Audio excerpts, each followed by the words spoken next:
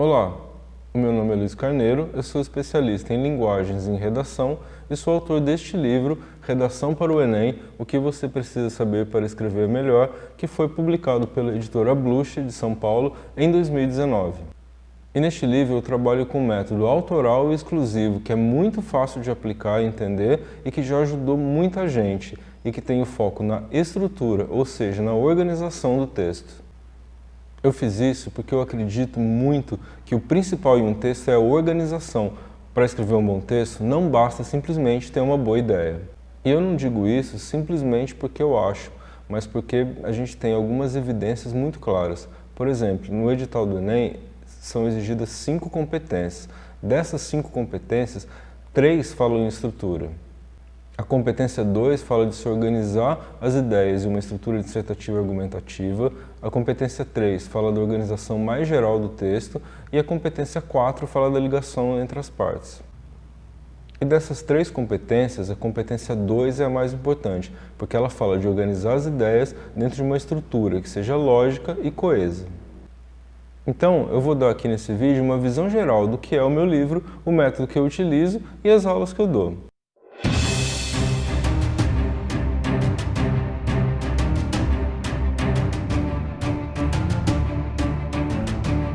O livro tem 24 capítulos e neles eu trabalho tudo que é mais importante numa redação, passo a passo, detalhe a detalhe. Basicamente, o livro, o meu método de ensino, as minhas aulas, tem 3 partes que são muito importantes e todas elas funcionam em conjunto. A primeira parte é o trabalho com os elementos estruturais de uma redação, mais gerais, ou seja, a introdução, os parágrafos de desenvolvimento e a conclusão. A segunda parte, que é muito importante, são os elementos de apoio, ou seja, a construção de analogias e citações, o uso de dados, de tabelas e gráficos, a leitura de imagens e até uma orientação sobre como se deve ler com eficácia a coletânea, que são os textos motivadores que orientam a produção das redações. A terceira parte é o aumento do repertório, que é o conhecimento de mundo do aluno. Isso é de extrema importância, porque muitos vestibulares, como a FUVEST, exigem que o aluno e a aluna usem referências externas à coletânea para a defesa da tese. Mas antes da gente passar para essa visão geral sobre como o método funciona, é muito importante falar de métrica. Porque no livro, no meu método e nas minhas aulas, eu divido o texto dissertativo argumentativo, com base no modelo Enem, que tem 30 linhas, em 5 parágrafos de 6 linhas cada um. E essa divisão é muito importante porque ela ajuda a estruturar muito bem o texto. No livro e no método, eu trabalho com um modelo visual, que é esse que vocês estão vendo aí na tela, e que organiza o texto de maneira muito eficiente. É importante notar que o lugar da tese fica muito bem marcado no final do primeiro parágrafo, e que isso abre espaço para os parágrafos de desenvolvimento. E é por isso que a tese tem um gancho maior que marca justamente a sua colocação. Nas passagens do segundo para o terceiro parágrafo e do terceiro para o quarto parágrafo, também tem esses ganchos para mostrar que todo o texto tem que ser muito bem conectado. Já na passagem do quinto parágrafo, vocês podem notar que a seta é diferente. A seta é uma seta circular que marca justamente a necessidade de se fazer a retomada da tese, ou seja, a retomada da opinião que foi defendida ao longo de todo o texto. Já no Enem, é preciso colocar as propostas de intervenção, ou seja, possíveis soluções para o problema que foi abordado na coletânea. Por isso, no livro e no método, eu sugiro que as propostas de intervenção sejam colocadas no final do quinto parágrafo, porque isso já cria um fechamento natural para o texto. Agora, então, vamos ver as necessidades específicas de cada uma das partes do texto dentro desse modelo visual que nós utilizamos.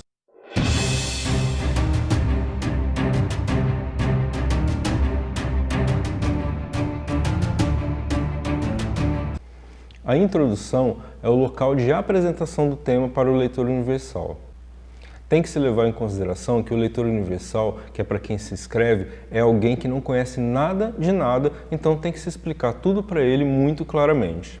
Dentro do nosso modelo, a introdução, como todos os parágrafos, tem 6 linhas e ela pode ser formada por 2, 3 ou até 4 frases. A primeira frase deve ser muito genérica, justamente para apresentar o tema para o leitor universal. E pode haver, depois da primeira frase, mais 1 ou 2 frases mais específicas, que já aprofundam um pouquinho mais o tema.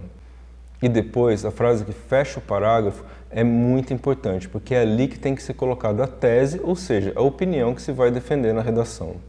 Para deixar claro como uma introdução deve ser construída, eu vou trazer um exemplo do livro, do capítulo que fala sobre introduções, em que a gente tem 10 modelos específicos sobre como se pode montar uma boa introdução para uma redação dissertativa argumentativa. Esse modelo eu chamei de definições, e eu vou ler ele aqui, e também o texto vai estar na tela para vocês poderem acompanhar com mais facilidade. A internet é a rede mundial de computadores. Definida erroneamente como sinônimo do universo virtual, na verdade é formada por uma miríade de conexões físicas e não físicas que interligam servidores e máquinas. Formada a partir de redes militares, acadêmicas e privadas, a internet fornece base sólida para o World Wide Web, essa sim a contraparte virtual, se desenvolver. A internet, portanto, é peça fundamental para o desenvolvimento do mundo moderno e também o modelo das relações humanas e sociais. Vocês podem notar que a primeira frase é bem genérica. A internet é a rede mundial de computadores. Simplesmente se está pontuando para o leitor universal do que se trata, o que é exatamente a internet. A segunda e a terceira frases especificam a primeira. Vamos perceber. Definida erroneamente como sinônimo do universo virtual, na verdade é formada por uma miríade de conexões físicas e não físicas que interligam servidores e máquinas. Aqui se faz um movimento muito importante que é de esclarecer justamente um engano popular acerca do que é a internet. A internet não é o World Wide Web, o mundo virtual, os sites que a gente acessa. A internet é a rede de base que permite que a World Wide Web exista. Já a terceira frase oferece um panorama histórico da internet que é super importante para a construção da autoria de quem escreve. Formada a partir de redes militares, acadêmicas e privadas, a internet fornece base sólida para o World Wide Web, essa sim a contraparte virtual, se desenvolver. Essa base histórica é muito raro que alguém conheça e por isso vai ser um elemento de diferenciação do autor ou da autora. E a última frase, a tese, deixa muito clara qual é a opinião de quem está escrevendo. A internet, portanto, é peça fundamental para o desenvolvimento do mundo moderno e também o modelo das relações humanas e sociais. Esse texto foi pensado para uma redação hipotética sobre como se pode usar a internet e a web como modelo das relações humanas e sociais e por isso que a tese é construída dessa forma.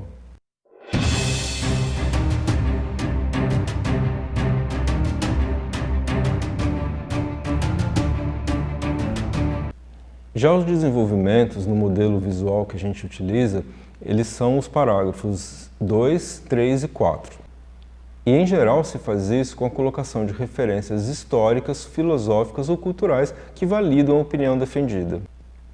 No livro tem um capítulo inteiro sobre como fazer a colocação dessas referências.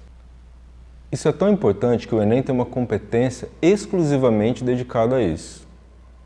A competência 2 fala da colocação das ideias, das referências, das citações, das ilustrações, das analogias no texto, dentro de uma estrutura organizada. E essas referências elas podem ter diversas formas. Elas podem ser alusões quando se discorre, por exemplo, acerca de algum cientista ou filósofo. Elas podem ser citações integrais quando se coloca uma frase inteira de alguma personalidade. Ou elas podem ser também a citação parcial quando se coloca apenas um trecho de alguma frase. Elas também podem ser paráfrases, que é quando se diz alguma coisa que alguma pessoa importante disse, só que com palavras diferentes. E elas também podem ser analogias, que é quando se faz comparações, traçando paralelos, por exemplo, entre os ideais de liberdade da Revolução Francesa e a liberdade de imprensa.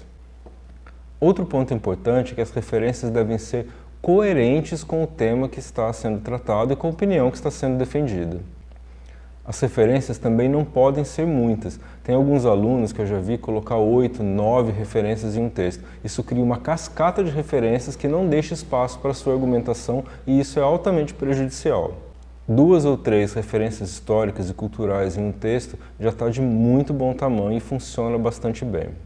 Além disso, é fundamental, de vital importância, que as referências sejam externas à coletânea, ou seja, que elas venham do conhecimento de mundo e do repertório do aluno ou da aluna.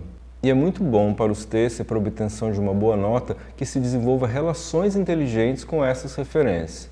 No Enem de 2015, teve uma aluna que escreveu um texto que tirou nota 1000, que foi avaliado com a nota 1000, que é a nota máxima no Enem, em que ela fazia a relação da Peppa Pig, que é essa personagem conhecidíssima dos desenhos animados, com a propaganda nazista. Por essa grande importância que o repertório tem no texto, na construção dos textos, na redação, existem capítulos no livro que são inteiramente dedicados a isso e, nas minhas aulas, eu também dedico bastante atenção a essa parte.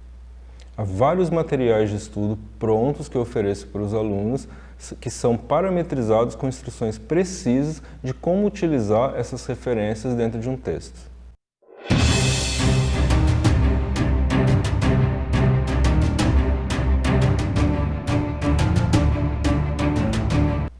E a gente chega aqui então à conclusão, que é a parte final do texto, o 5º parágrafo. A conclusão nas redações dissertativas e argumentativas é onde se deve fechar o texto fazendo a retomada da tese.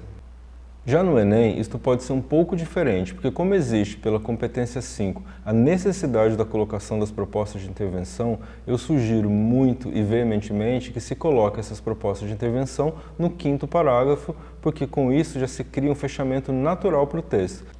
Então, no modelo com o qual a gente trabalha, a conclusão não é só o local da retomada da tese, a conclusão também é o local da colocação das propostas de intervenção. E essas propostas de intervenção têm que ser muito bem montadas, elas precisam ser específicas para o tema abordado e para a opinião defendida. Não adianta de quase nada e até um pouco mal visto construir propostas de intervenções generalistas, como por exemplo, conscientizar a população por meio de campanhas governamentais. Uma intervenção como essa é muito aberta, muito genérica e serve para tudo. Para qual tema, por exemplo, essa proposta não serve? E, se uma proposta serve para todos os temas, literalmente, ela não serve para nenhum deles. Uma boa dica que eu sempre dou para os alunos e para as alunas para aprender a construir boas propostas de intervenção que sejam específicas, voltadas para um determinado tema, é assistir uma série incrível que existe no History Channel que se chama O Sócio. Nessa série, que também pode ser assistida no YouTube, o empresário Marcos Lemonis salva empresas à beira da falência, fazendo nelas justamente intervenções muito precisas e voltadas aos problemas específicos que aquela empresa tem. E é isso, esses são os pontos mais importantes para quem quer aprender a escrever uma boa redação, a estruturar e organizar muito bem as suas ideias em um texto que possa ser bem avaliado.